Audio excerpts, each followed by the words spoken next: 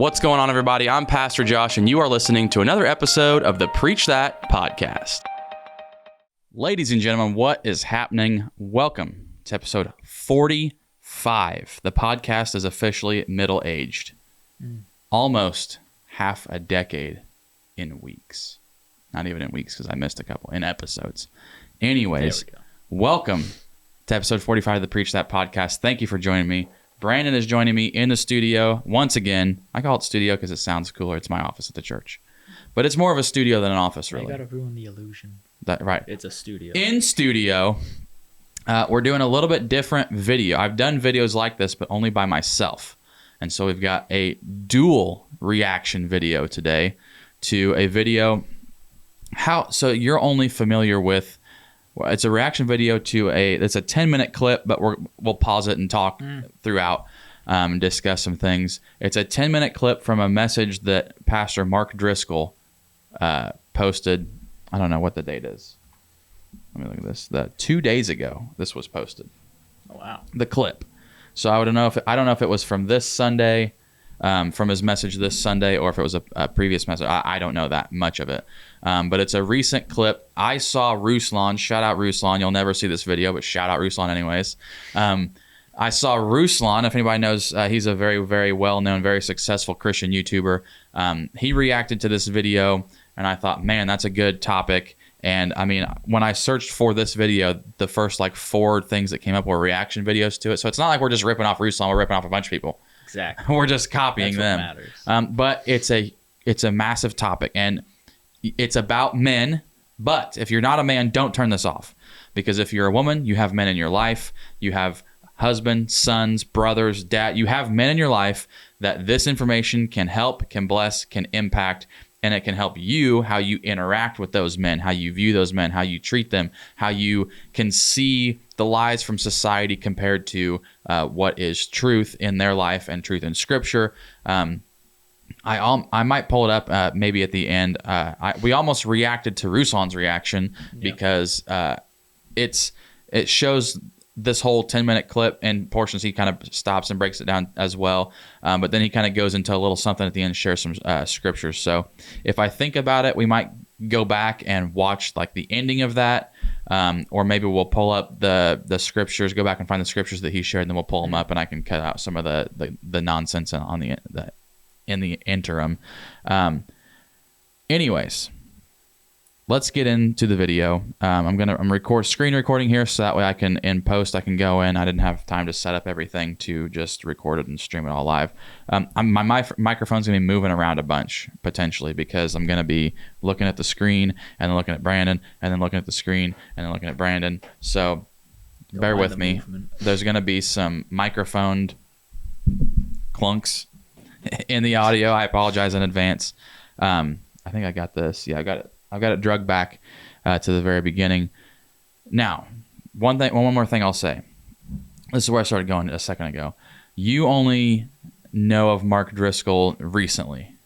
Yeah, his clips come up on Instagram and the YouTube Reels. So I don't know too much about him, but I have watched his clips. So back in the early 2000s, he was the lead pastor of a church, I believe in Seattle, called Mars Hill. It was somewhere out in Washington, I'm pretty sure. And there's actually an 8-part docu-series podcast called the Rise and Fall of Mars Hill. Okay. So he was like Furtick and Carl Lentz and not Todd White, but Mike Todd. He was those guys before those guys were those guys. Oh, okay. And so I've never, teaching why he's not a prosperity preacher like the majority of the ones that I just listed off. And I was not really familiar with him back then, but then because of another Ruslan video that I watched a long time ago that was talking about a series that was posted on YouTube called The Elephant Room, I went back and rewatched all the Elephant Rooms, and Mark Driscoll was on there. This was back when he was still at Mars Hill. He was one of really the first popular mega church pastor type, almost celebrity pastor types. Gotcha. And then he kind of had a fall. He had some issues, which if I remember correctly, it was mostly attitude issues or like so like not disqualification, right? issues. More of like anger management, kind of. I don't want to say verbally abusive, but like that direction. I don't know how bad it ever got. I'm sure that he is Satan in some people's eyes. I'm sure he's probably the savior in others.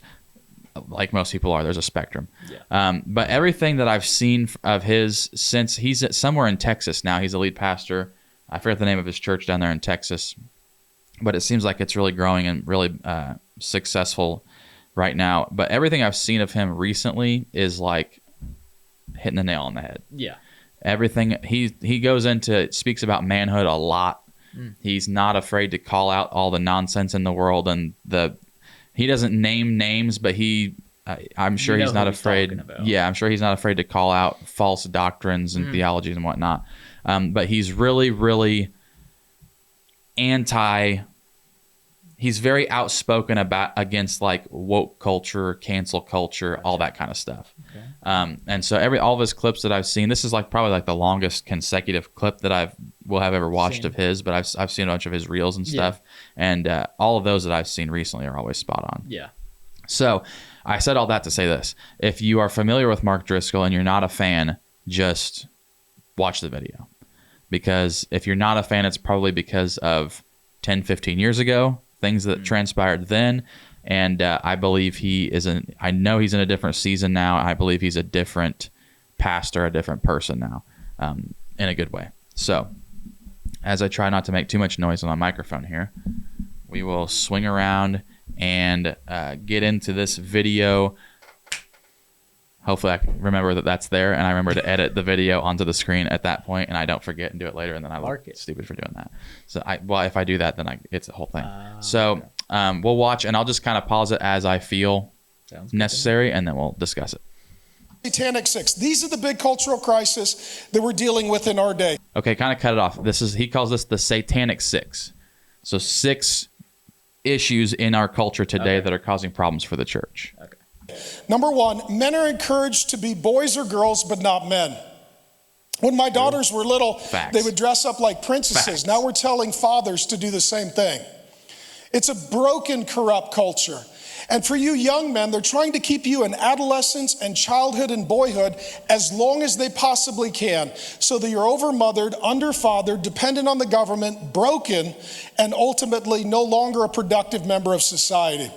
There's a lot right there in that first 32 seconds. Yeah.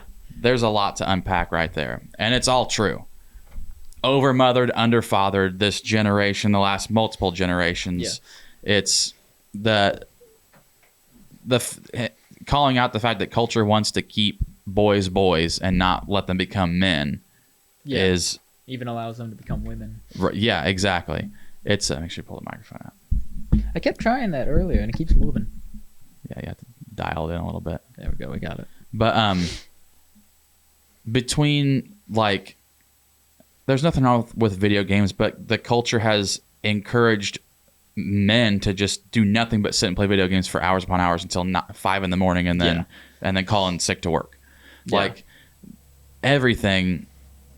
I think that's why we have a lot of issues in relationships and marriages, and why marriages are failing at a high rate in our culture, because the boys have always been encouraged to remain boys, and so wives are not wives; they're mothers to grown boys and children. Yeah. And so instead of having a spouse and a partner, they have another child that they have to take care of. Yeah. And I forget who I heard say this recently, but it's so true. If you go back over the last, I can't tell you, go back to like the Andy Griffith Show. And shows back then, the men were portrayed as men, as providers for the home, that kind of thing. And then you go up, and even some of my favorite TV shows, if you go over the last 20 to 25 years of television, the dumbest character is always the husband. Yeah. The most easily manipulated character is always the husband. The most childish character is always the husband. The children are always smarter and outwit the dad and the parents, but especially the dad. And the wife always babies the husband and has to say, you're such a pain. Why do you have to do this? And just portrays men as stupid, soft. And it's the same thing. Everything Hollywood and movies, TV is put out there. It's called programming for a reason, because they're programming the culture. and saying, this is what you're supposed to be. You're just supposed to be a lazy, dumb idiot that sits here and does nothing and just causes problems for your wife, and then her and the kids will fix everything. Yeah. Video games are still, yeah, just keep playing. Right. Nowadays, you'll see like the dad just sitting on the couch playing video games. Yes. In sitcoms and in real life. Right. And so it's a lot of the representation is like, can't you help me get off the game and help? Right. And then it's just like you're level. interrupting my man time. Yeah. Instead of being, a man. Right. When I was a child, I thought like a child. Yes. But when I became a man, I put away childish things. Exactly. The Apostle Paul. Shout out the Apostle Paul. Spitting bars. He probably will see this. I think so. In heaven. I think so. I think the Preach That podcast is going to be, it's probably live stream. It's probably simulcasted in yeah. But yeah, everything he's saying is so true.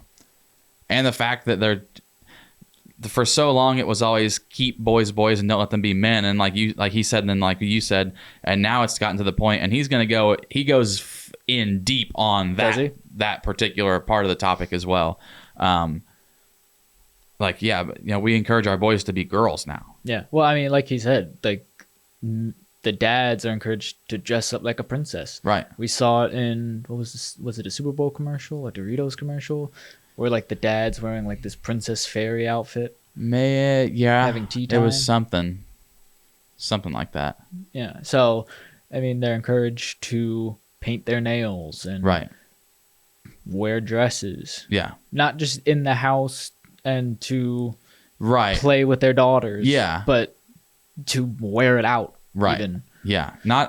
It's not enough that it's, that special bonding time. That has to be every day. Like you just have to carry yourself like that instead of, I'm gonna meet my daughter where she's at and show her that I care and love her, and do that in a manly way of stepping out. To me, it is masculine. It is a godly, manly thing to do, to understand and be comfortable with my manhood enough where I could, if I had a daughter, meet her in that place and do that. But yeah, it's encouraged, it's glorified now to do those types of things. And I mean, the dad's first role, especially in the life of a daughter, is to show you what you should be looking at in a husband. Exactly. And so when you see your dad playing video games till 5 a.m. and then calling out sick, and your mom is running around cooking and cleaning and taking care of everybody as the dad sits in his chair playing video games. Right. Yeah, that's who you're gonna marry. Exactly. You marry your father in a sense. Oftentimes, yeah. But it's either you marry your dad or you marry the opposite because you hated your dad. Yeah. But being a lazy dad isn't really enough to make it has to be something kind of pretty bad to get you to do the opposite. Yeah. Typically, you're going to kind of lean towards finding a man that is similar to your dad in many ways. Yeah. Because the dad is supposed to be that's the first man that loved you. Right. Exactly. Type of a thing. Exactly. So when you're looking for a man, you look at who first loved you. Exactly. So yeah, we're 32 seconds into this almost 10-minute video. It gets better. It keeps getting better. Okay. Number 2, men are not launching. How many of you guys are the young guys? You're in your 20s? Your whole generation is a failure to launch situation. Here's what the research tells us. How many of you are dads and you've got a son, right? How many of you? You're looking at the world and you're saying, okay, is my son going to be able to launch? We are going to need to help him. And just for the record, if you didn't catch it, the date on that article was May of this year. So this is... Oh, was it? This is a this year thing. Okay. This is within the last few months type of article that is showing these statistics. Because here's what's going on statistically. This is from CNBC, and it comes from the Pew Research report. Young adults in the U.S. are taking longer to reach key life milestones that impact finances compared to 4 decades ago. In 2021, adults who were 21 were less likely to have a full-time job, be financially independent, living on their own or married, or have children than their predecessors from the 1980s. Here's what I'm telling you. The generation today is the least impressive and the worst launching generation of men in the history of the United States of America. Waiting longer to marry, waiting longer to leave home, waiting longer to have a job, with no intention or plan of ever launching. I think that's the key, that it's not like, yeah, there might be a minority of cases that's like, oh, with inflation and it's tough to get a job in my field kind of thing. Like, but that, like the last thing that he just said, with no intention, with no plan, with no forward thinking, no vision. The Bible says my people die for lack of vision, like with no foresight into the future. Yeah. And a lot of people nowadays don't even want to get married. No, they see it as they live with me. Yeah, we're already having sex. It's just a piece of paper. Why would we? Why buy the cow and you get the milk for free? All those cliches. And it's like, he makes a very good point, and it's biblical, because it's not because our worldview has gone out of the retrospective of Scripture. Right. This stuff is okay. Yeah, the Bible says that a man shall leave his father and mother and cling to his wife, and they shall become one flesh. Like, leave the father and mother. Go away. And in biblical times, the tradition was that you were to go and prepare a home that was better than the one that she was in previously, than her father's home. Yeah. Like, it wasn't just go leave and figure it out. It was go have a plan, have some vision, go accomplish something, and bring this woman into a better situation than she's in currently. Yeah. And now it's, well, yeah, you can come live in my mom's basement with me if you want. Like, it's cool, I guess. Yeah. If not, that's fine. And there's nothing wrong with transition periods, but it's gone so far beyond that. Yeah. With no, like, if you ask someone, well, what do you want to do? Yeah. Well, I want to beat this next level. Yeah. That'd be kind of cool. Right. Or YouTube. Yeah. And it's like, okay, but like, what do you want to do? Exactly. Like, what's your calling? Yeah. What are you doing to make these steps to reach that calling? Right. Is the calling biblical, or is it just something that you think is cool? Right. I bought my first house whenever I was 19 years old. I moved out. My dad mentioned, like, hey, I think we're going to have you start paying rent to live at home. And I was like, well, I'm paying to live somewhere. I'm going to pay for my own place to live by my own rules. So, which I've said many times, looking back, I do wish I would have waited and I would have not moved out until I got married. So then, Allie, when we got married, I bought my house when I was 19. I think we got married, I was 22. Yeah. I was 22 or 23 when we got married. So I lived for like 3 or 4 years by myself. And I wish I would have waited that 3 or 4 years just to kind of, stash Save some more up. money. That 3 or 4 years was rough. I was broke. Yeah. Like, I woke up on a Wednesday morning. I got to work, looked at my bank account. I had $11 in my bank account, and I didn't get paid till Friday. And my car was like at a quarter tank of gas. And I had class, and I had to drive, and this. Yeah. It was. Yeah, I was broke. Allie was buying my groceries a couple different times, and like she would get out of school before I got off work, and she'd like sneak into my house and put groceries in the cabinets for me, so that way I had food to eat. But that struggle is a big part of the reason that we're in the place that we are now. Yeah. God used that in my life, and I believe He opened the door for me to purchase that house, but I also believe that He had that plan for me to walk through that season of life. And I like to buy stuff. I like to shop. I like to spend money. So going through that season where I couldn't do any of that kind of stuff, you learn and understand the value of it. But there are a lot of lessons I learned, and that even whenever I was like a 2nd-year apprentice, and I was like, the further you get in the apprenticeship, the more money you make, and I get raised and stuff like that. And so when I got to a place where I was able to afford food and gas and all that kind of stuff comfortably, it wasn't. My dad told me before I moved out, he's like, be careful, you can $20 yourself to death. And that is a fact. Yes. Because it's $5. What's the big deal? Well, you do it 10 times, that's $50. Yeah. So I think that, I don't really know why I went off on that tangent.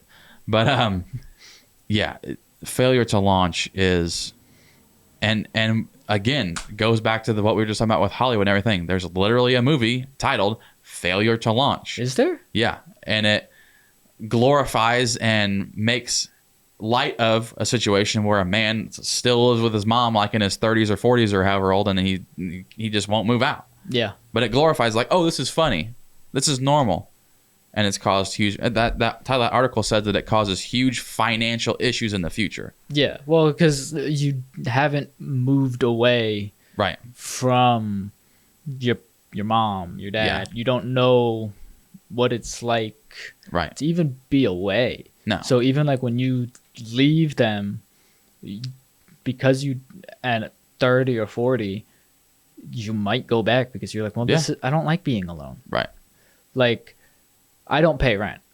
Yeah. But I moved to like 800 miles away. Right. I full-time student, full-time job. Yeah. So like I'm learning how to the transition. Yeah. But I don't plan to live with you guys forever. Right. So when you do move out, we're going to have to schedule like a movie night once a week. 100%. Just like have to come over one night whenever you have the next day off, you have to come over and we'll just. Al's going to be like, she's going to call my wife and be like, do you have Brandon? Yeah. Is Brandon at your house or at my house? Because I'm upstairs and I just woke up. It's like 2 a.m. and Josh isn't in bed yet.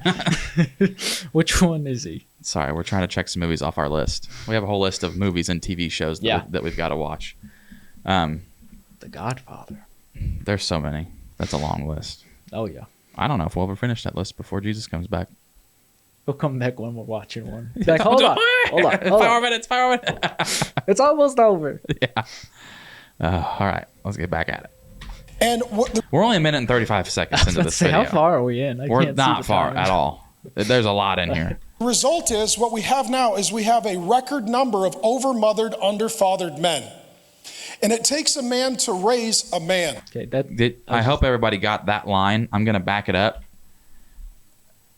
This next part is crucial, especially for me. I have 3 sons. Mm-hmm. For you one day, if you have sons, for anybody out there that has a son, especially as a man, but moms need to listen to this too because he's going to address the moms as well in this. But this is big deal. Overmothered, underfathered men.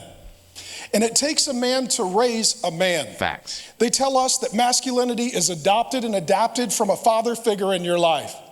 And what we've got a generation of young men. And I'm not saying this to beat you young men down, but to build you up. I speak to you with the heart of a father. I've got my sons are here tonight. And you men need to know that if you just go with the cultural stream, you will be a very unimpressive man for the rest of your life. Truth. And ultimately what we're seeing young guys are not launching. They're not getting married, having children, becoming husbands and fathers, and launching careers and businesses. What are they doing? They're staying at home. They're living with their mother until their 30s.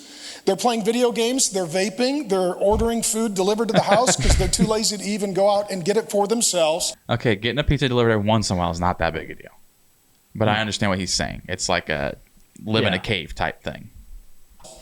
And ultimately, they're addicted to pornography or alcohol or legalized drug use, and they're just sitting around and vaping all day. We've taken men who are at the strength in their life and in that season when they should have the greatest vision for their future, and we have broken them and we have sidelined them. Number 3.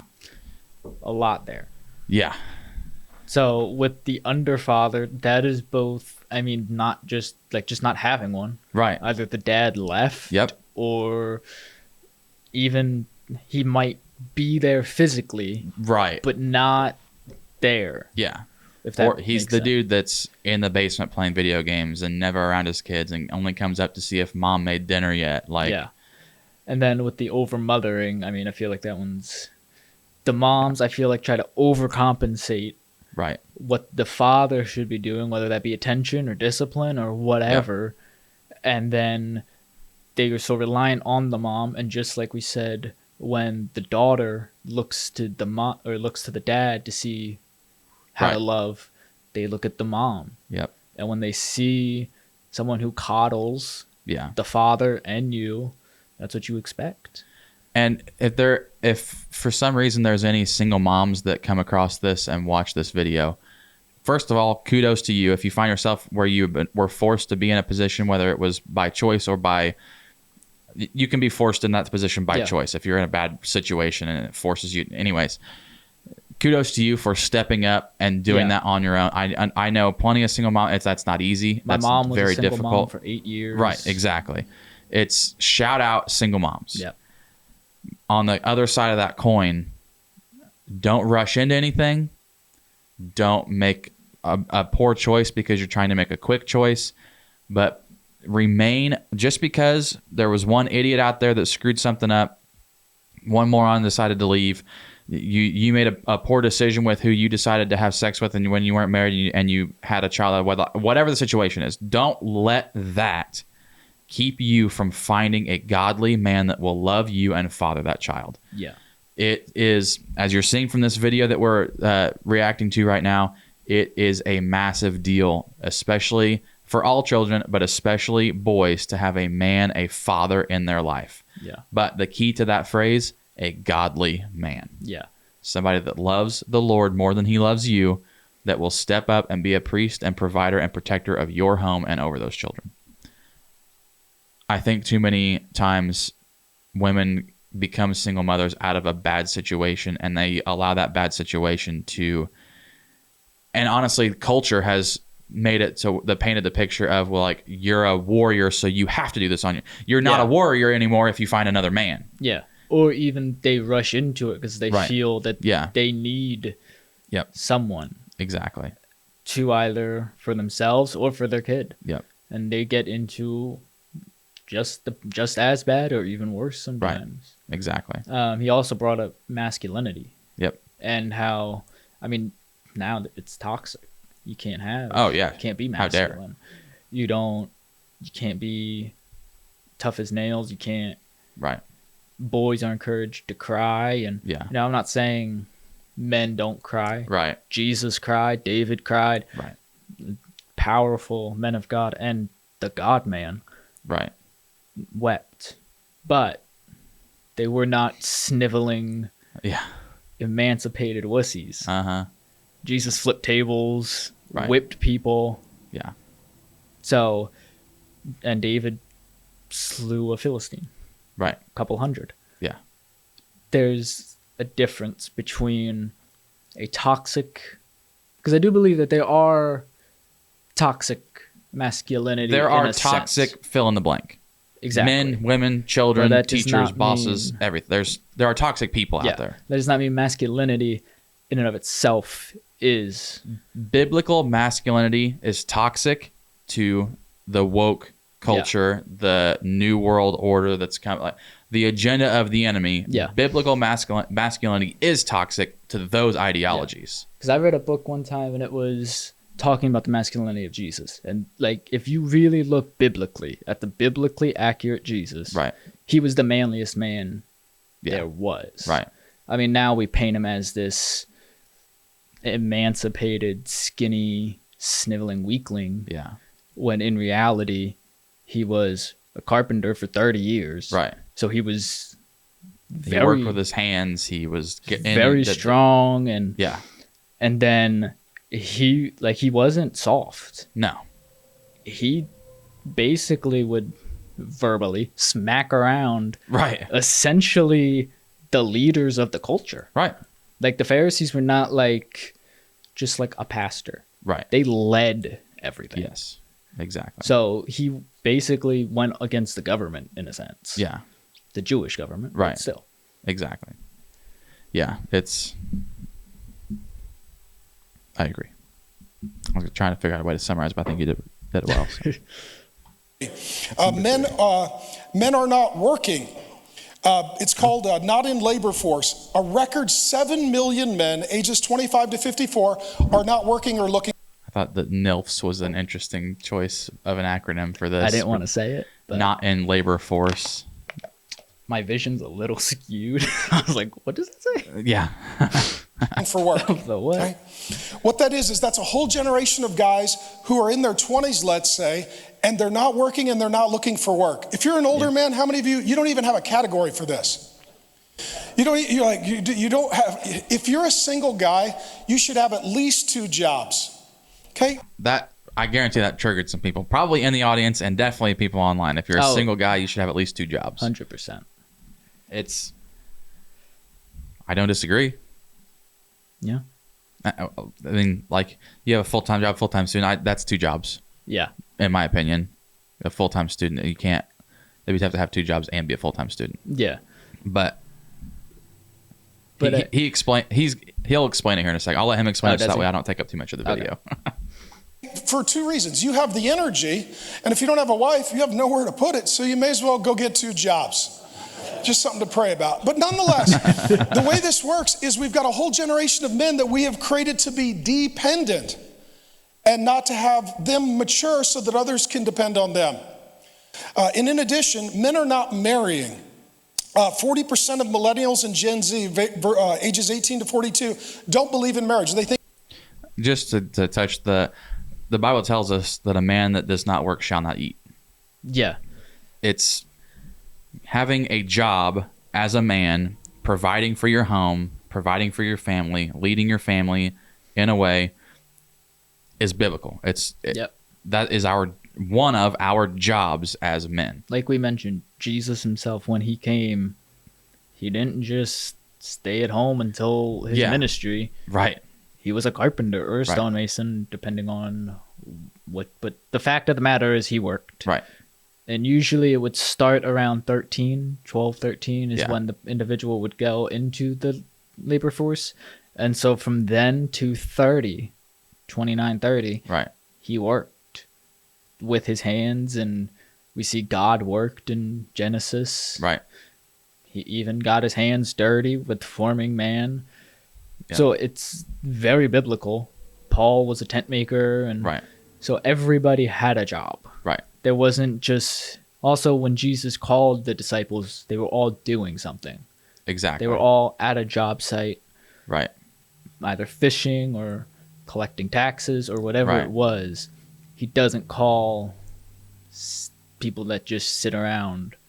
The people that, in Scripture, the only people that I can think of that were just sitting around were the disabled, the lepers, the unclean. Like, if you were a able-bodied man in biblical times, you put your butt to work. Yeah, you were doing something.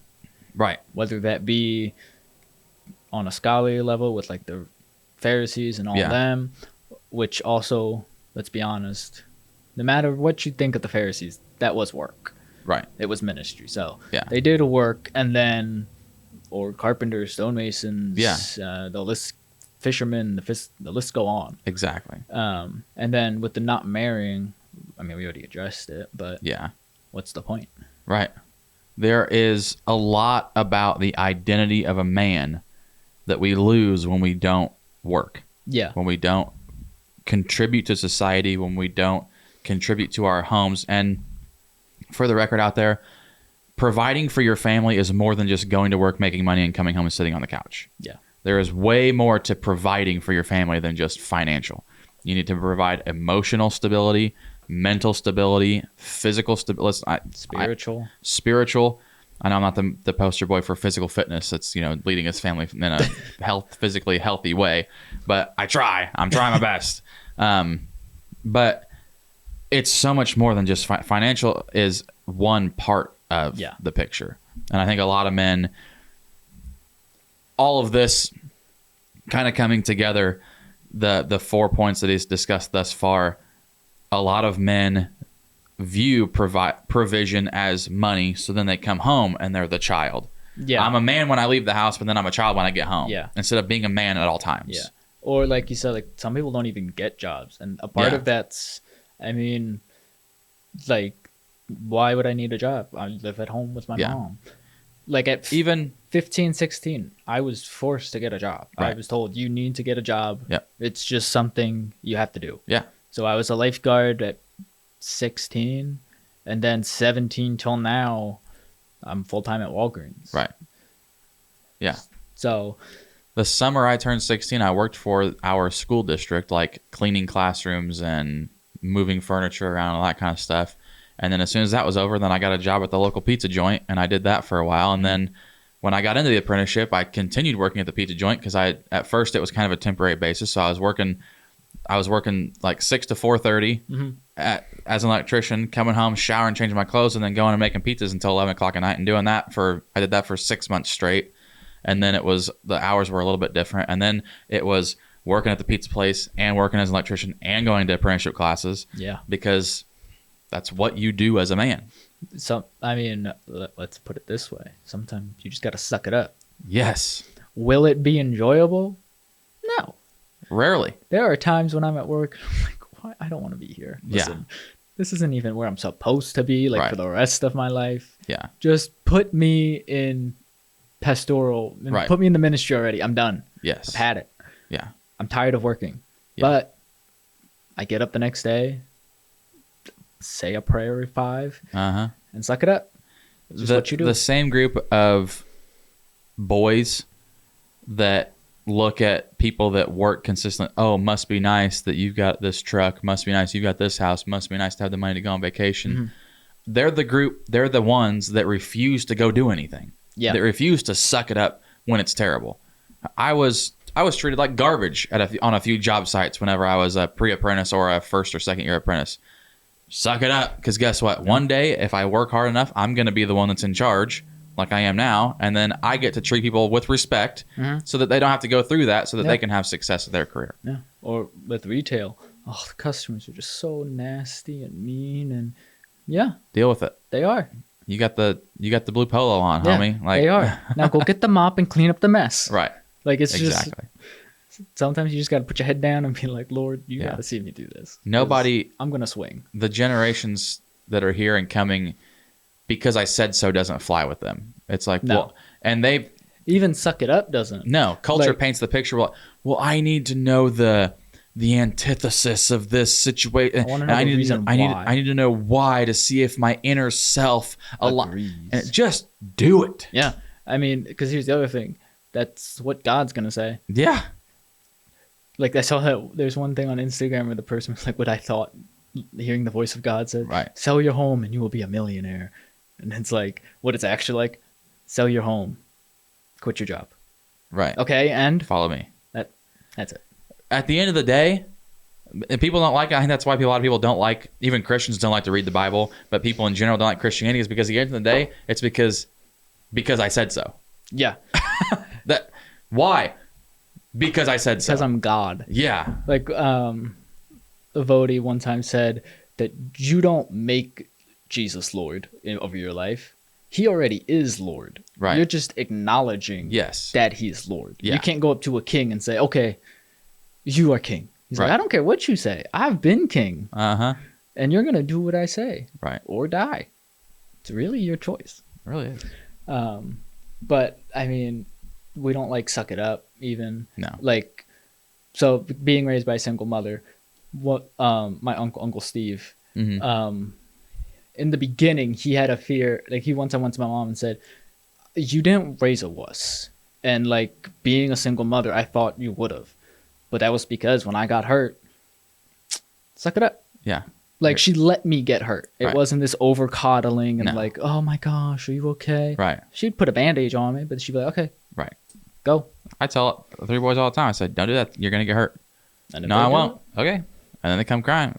I'll tell them a lot of times, don't come crying to me when you get hurt. Like, I'm telling you right now, you're going to get hurt. Yeah. But they're boys, so they're going to get hurt. It's life. It is what it is. Yeah. Just the fact of the matter. Right.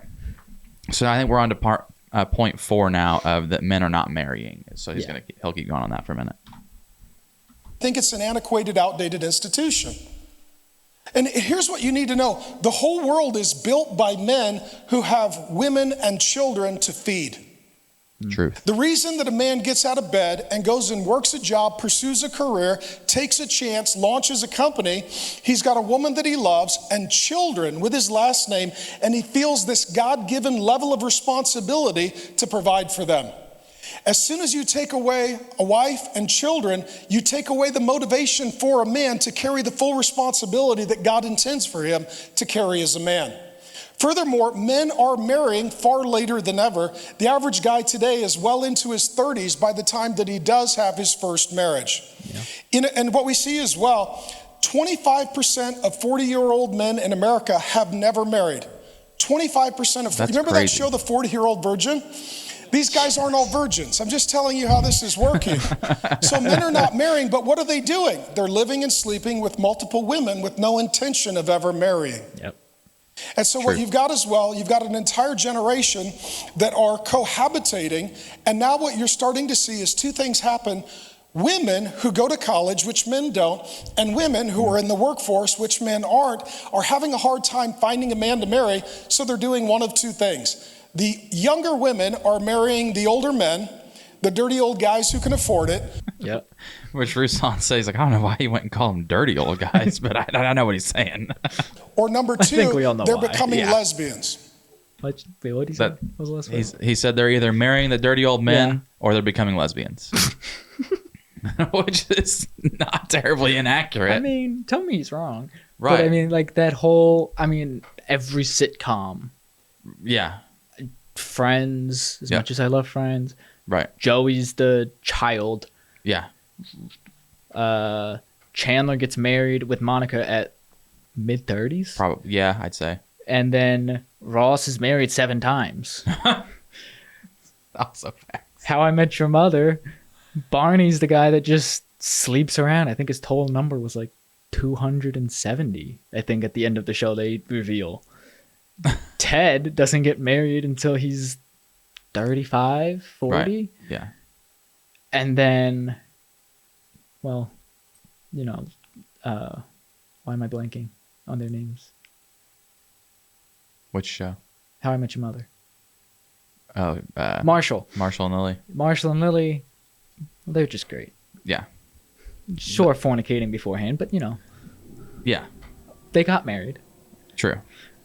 Yeah, the list goes on. Big Bang Theory. Right. I'm not really even going to try to expand on everything he said. I don't have anything that I can really add to what he said. He basically nailed it. Yeah.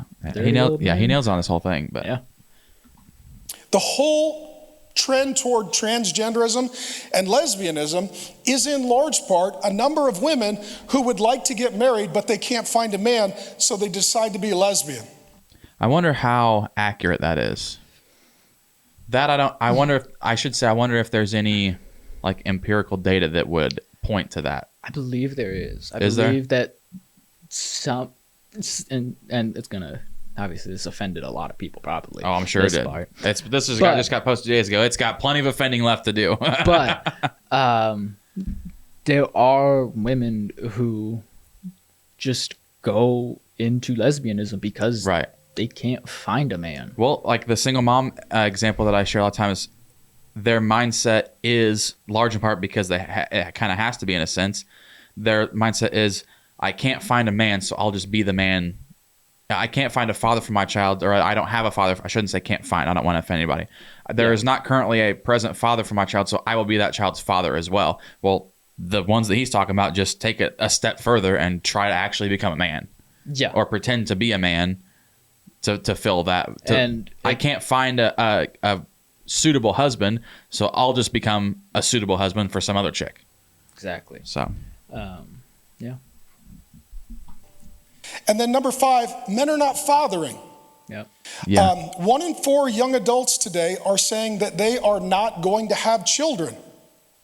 And what you're seeing is, for the first time in our nation's history, the majority of children born to women 30 and under, those children grow up with no father in the home. Yeah. True. The majority of children at some point in their lifetime have no father or father figure in their home. He's going to share some crazy crazy And now the next generation of men, 25% of young men are saying, I have no intention of ever having a child.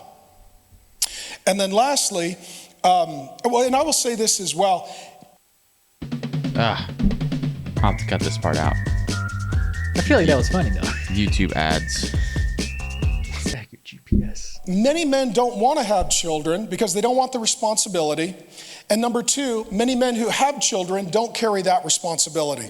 Yeah. Yep. I'll give you some statistics. This is crazy. 1 in 4 children today in our country have no father in the home. That's 18 million children have no father in the home. The majority of the homes are single mothers. This is just America. Gotcha. That's what I thought. He shares a statistic comparing America to the rest of the world, and it's crazy. Not single fathers. And you just need to know this. If a kid grows up in America, they are 300% more likely to not have a father than the other nations on the earth. 300% That's crazy. less likely to have a dad if you live in America. That's crazy. Nuts. Yeah.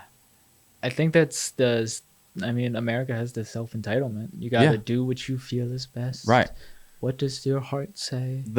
It's crazy because if you look at some of the most impoverished nations in the world, their men are the most masculine. Yeah. They have the highest respect for family, for elders, for parents, for grandparents. Like, you go to some of these countries that are borderline third world countries or very poor countries, comparatively speaking, to America or parts of Europe, and they're the ones, like, there's no such thing as a nursing home because you take care of your parents, because you're a man, you step up and you take care of the people that took care of you. No divorce. The divorce rates are next to nothing in these countries. And I feel like that's the other thing. Like he brought up with the marriage, he brought up their first marriage. Right. Which kind of implies there are multiple. Yeah.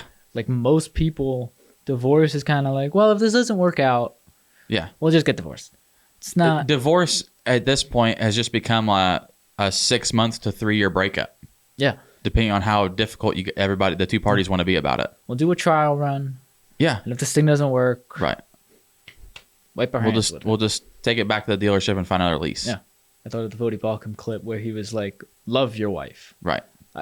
But I don't feel really in love with her and love her. Right. She's your closest neighbor. Love your neighbor. Well, she's not my closest neighbor. Well, she's your sister in Christ. Love her. Like, yeah. Love your enemies. Exactly. Like, it just keeps going. Like, there's no excuse. No.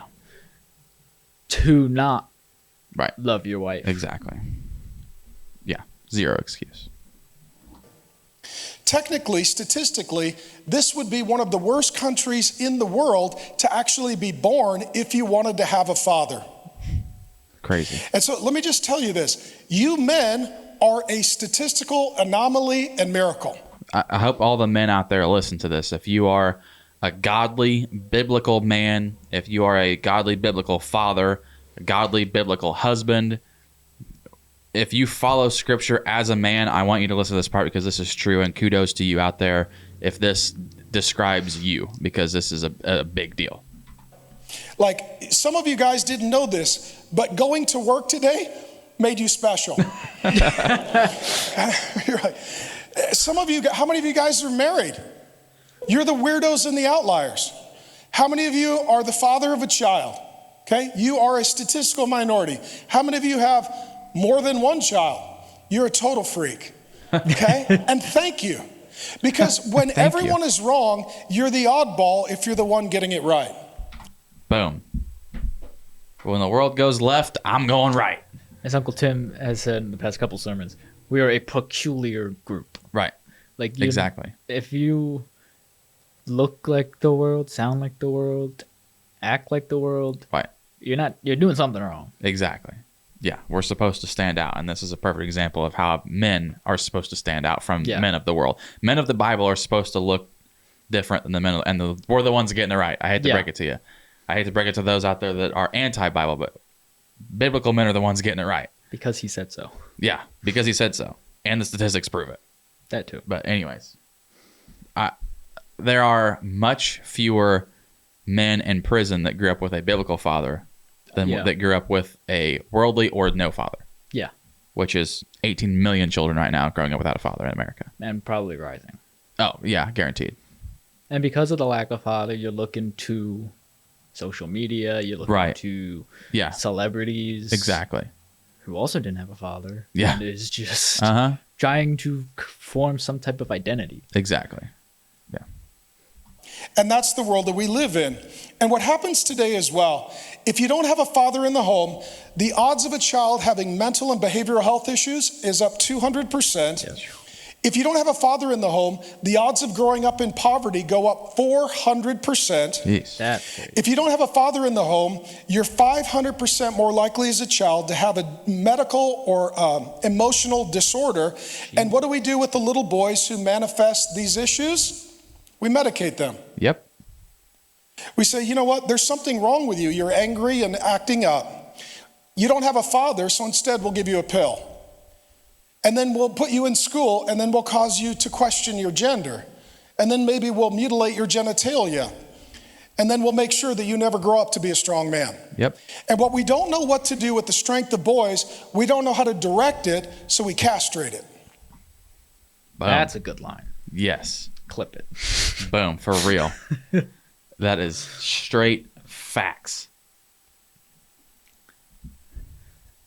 The fact that anybody in this world thinks that what he just described is okay blows my mind. I do not understand. But Josh, they didn't want to be one. Okay? Gosh. Apparently. What's that? There was a quote that said, we care more about our lust than a life. Right. We care more about... Oh, yeah. And it was about abortion. And, But I mean, same thing with the father. Right. You would rather sleep around with a bunch of women and not take the, I hate to say a child's a consequence, but right, the action, the effect of the cause. Right. Yeah. Yeah. When I heard him drop down, I was like, I got to react to this. Yeah, exactly. And this is a cultural crisis. Number 6, men are not leading. Yeah. Statistically, more women than men are in church, more women than men are in college, and more women than men are in the workforce. And so men are not leading, men are not launching, men are not marrying, men are not working, men are not fathering. It is a complete and total cultural crisis. Okay? So this is the problem. And I would tell you, if we fix the men will fix everything else. Yes. That's my thesis. That's the whole heart of real men. And you could look at it and say, well, how do we fix all these problems? If we have better men, those men won't cause these problems, and they will fix the problems caused by the bad men. That's what the good men will do. So we are here not to just complain, but to be the solution. Yes. You men matter. Your family matters. Your marriage matters. Your kids matter. Your legacy matters.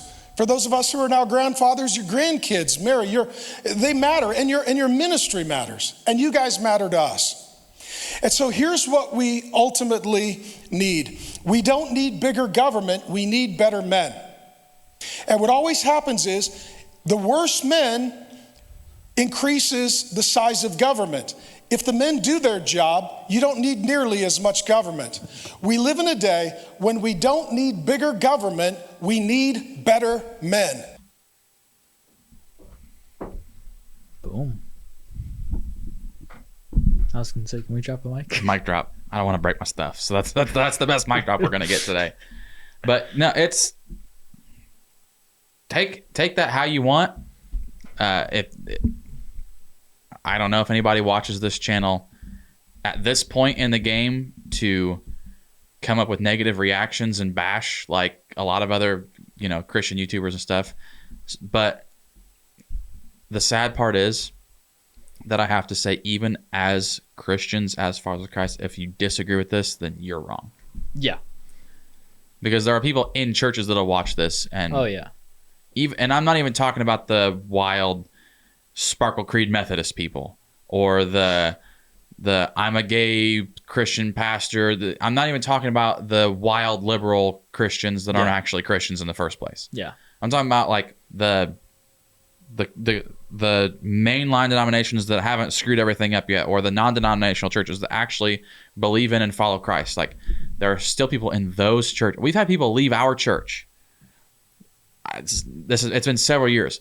Left the church because the lead pastor stood against abortion. That's crazy.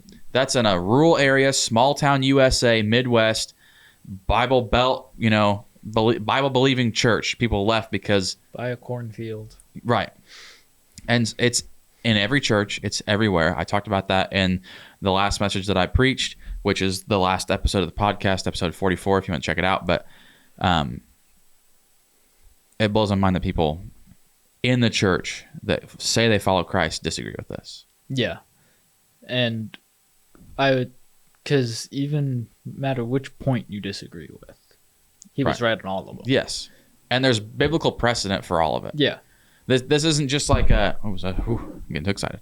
This isn't just a let's react to a popular video to try to get views and clips because we're going to use the Mark Driscoll's name or have part of this on the thumb. This is a cultural issue, as he stated. a cultural issue that there is biblical precedent for everything that he said. Yeah.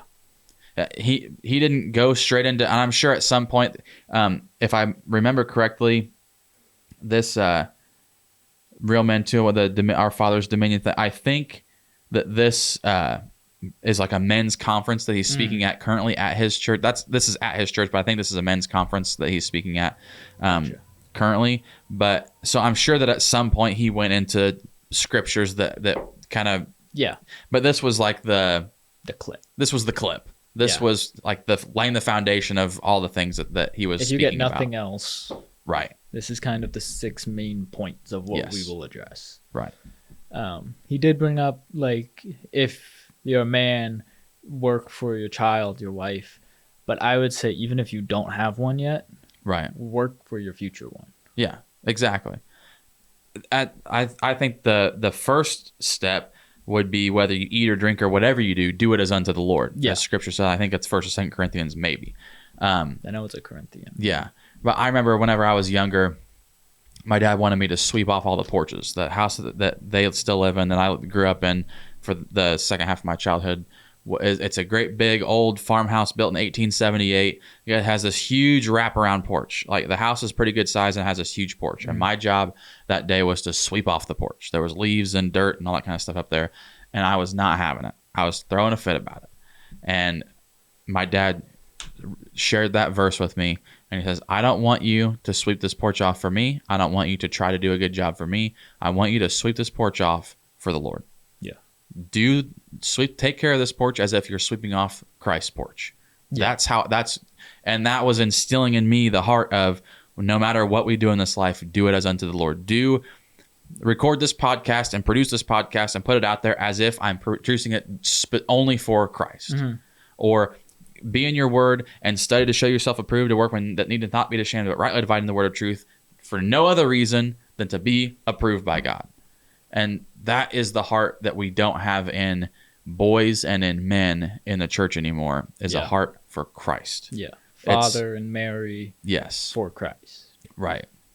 You're raising up the future children. Yeah. Right. And the first, you should be doing it like working. You should first be doing it for the Lord. Yeah. And then for your family, or like in my case, I'm doing it for my future. Right. Wife and kids and whatever God blesses me with. Yeah. That's what I'm working towards. Right. First to him, and then for the family. Right. The main guy. The top G. The top G. Shout out Gen Z Bible Stories. Oh, it's not great. I still need to. I'm just a big chicken, and so I haven't messaged him yet. But I need to message him so bad. Like, listen, I got this small little podcast that I do. Can you just read one story? Can you just pop in for 10 minutes? You would make our life if you just popped in and talked to us. Screw a sponsor. Just give us Gen Z Bible Stories. Anyways, I hope that you enjoyed the video that we reacted to. I hope you enjoyed the reactions that we had to share. Make sure you like and subscribe. Share this on social media. Check out the links in the description. There is a link down there to the merch store. This shirt is one. I feel like this is like my uniform now, because I wear this almost every single time.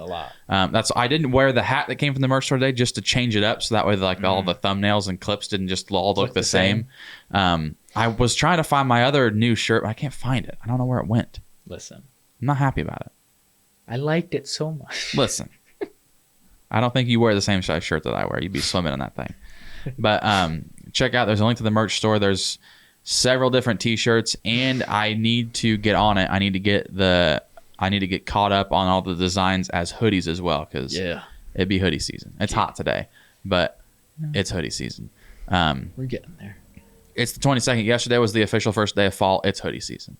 Okay, Allison. So I need to get the merch store updated more with hoodies. But there's a link to that. There's a link to Patreon for $5 a month. You can support this. There's some things that I want. If you enjoyed this type of content, this particular reaction type video, with more income, I can make those videos better. because then I can get this stuff in here set up where it's more conducive for this. I can get stuff set up where we can like live stream fireside chats outside around the campfire at home, or coming in here and live streaming. So that's not so I can go get. I just bought a new house. I don't need a new house. I have a nice truck. I don't want another truck. I love my truck. I don't need to go buy stuff. I want to take what we're blessed with here at the Preach That podcast and pour it into what I feel God's called me and us to do, to get the gospel, get the love of Christ, get encouragement for godly men, all the things that we talk about, building up the body believers. That's what I want to do with this podcast. And so the Patreon, the merch store isn't for me to live a lavish life. I want to pour it back into this to make this better so it can reach more people. So with that being said, thank you for watching. Thank you for listening. If you're listening on Apple or Spotify, you can go to YouTube and find the video so you can watch the clip that we reacted to, the video that we reacted to. If you're watching on YouTube and you're on the go, you can go to Apple and Spotify and listen to audio. Have you told like a bunch of people about the Apple and Spotify? I mean, I've told people about the pod. I posted on my Instagram each time. The audio has like started to get a lot more listens to each episode here recently, which is awesome. Yeah, I know people in Jersey, like at my old job, a couple of them have watched. I don't know which one they watched it on, but I know that they listened to, I think, at least two of them, 2 or 3, and then I think some people in Illinois as well. Yeah, I want to find. I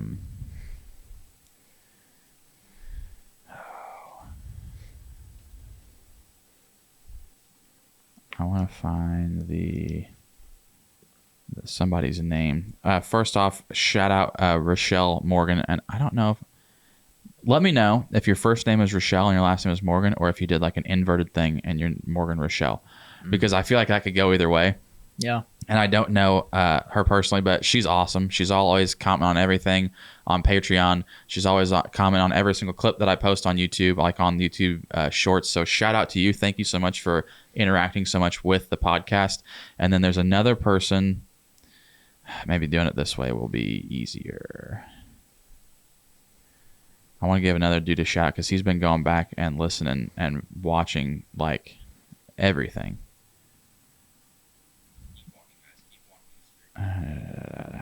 Cody Grubb 3536 is his YouTube handle. Shout out Cody. He's on this clip that I posted a few days ago. He said, almost caught up on him. I'm on episode 40. I have truly enjoyed every single one. It seems like almost everyone had something for me.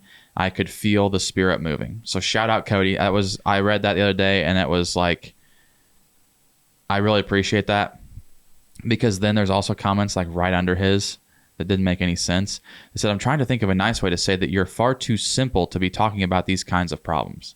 And I asked what that meant, because don't really know what that really means, but they never responded because most people are chickens and they don't respond back. I took it as a compliment. We keep it simple. Exactly. Paul said to keep it simple. Right. I am a simple person. I'm a simple dude. Keep it simple, stupid. Right.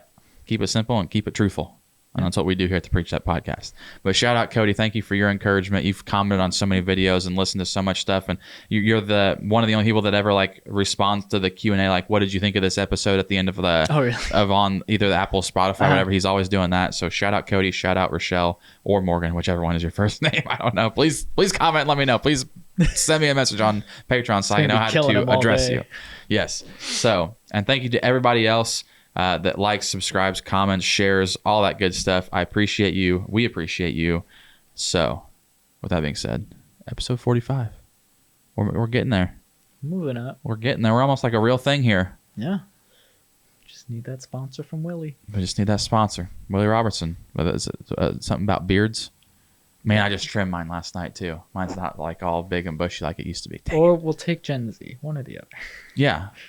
Dr. Squatch, I use their soap. Their soap's amazing. I love their soap. Who else? YG Chronicles. YG Chronicles. Shout out. Those dudes are hilarious. I think those are the videos that we have the most sent. By far.